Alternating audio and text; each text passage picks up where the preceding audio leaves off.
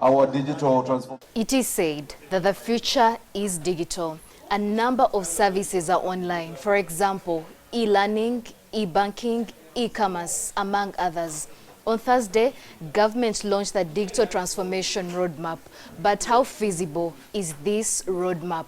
On Thursday, the government launched the Digital Transformation Roadmap, which indicates a commitment to harnessing technology's potential to propel the nation into a modern era. At its core, the plan seeks to bridge the digital divide to empower youth and narrow the urban-rural gap. The aspiration is to ensure universal access to digital services regardless of location. Despite the optimism surrounding Uganda's ambitious digital journey, skepticism lingers due to past unfulfilled promises from the government. However, stakeholders cautiously welcome the roadmap but voice apprehensions about potential obstacles that could undermine its realization. Government allocated around 185 billion to the ICT sector.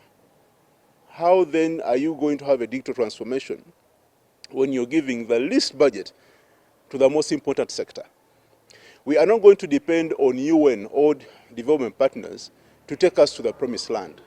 We need to see commitment from government. Among the pressing challenges, the high cost of internet access and connectivity issues take center stage. Digital analysts say these hurdles, including sluggish internet speeds, have the potential to hinder the realization of the digital transformation vision. Our GB is at 5,000. It's the most expensive GB in East Africa.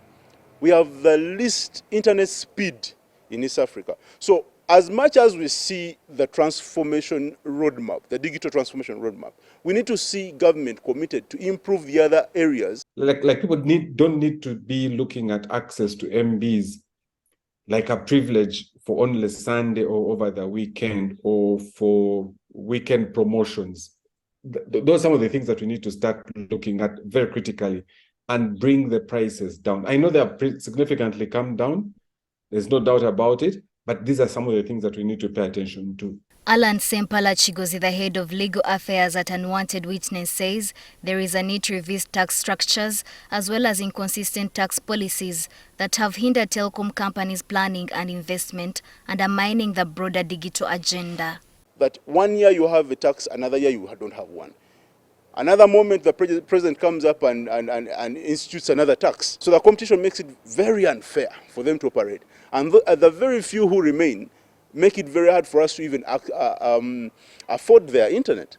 Additionally, digital analysts assert that the existing digital laws need revisiting. Some argue that these laws are more restrictive than enabling, which deters users from fully embracing digital platforms. They highlight the need for a regulatory framework that fosters innovation and user trust. From the request of a president, internet is shut down.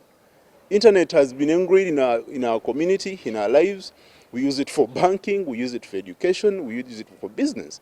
So if one of the pillars is entrepreneurship and Facebook is shut down, so where is the commitment? So we feel sorry for the Ministry of ICT because the commitment is there. But again, it can't work alone. One of the pillars of the digital transformation roadmap is digital skilling, aiming to equip citizens with essential digital competencies.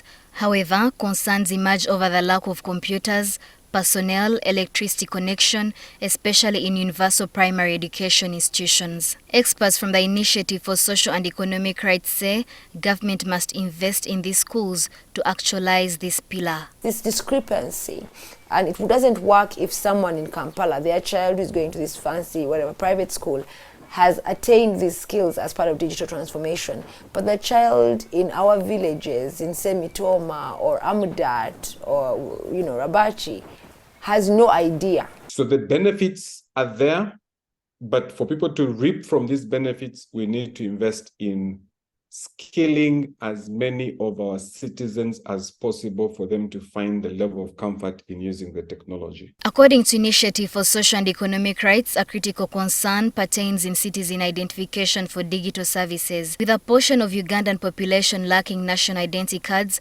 questions arise about the inclusivity and accessibility of digital services. According to the Ministry of ICT, to ensure inclusivity, discussions are underway with the Ministry of Finance and other partners to explore the possibility of tax waivers on essential digital devices. This move seeks to make these tools affordable and accessible for all. Norbert Atkunda, NTV Weekend Edition.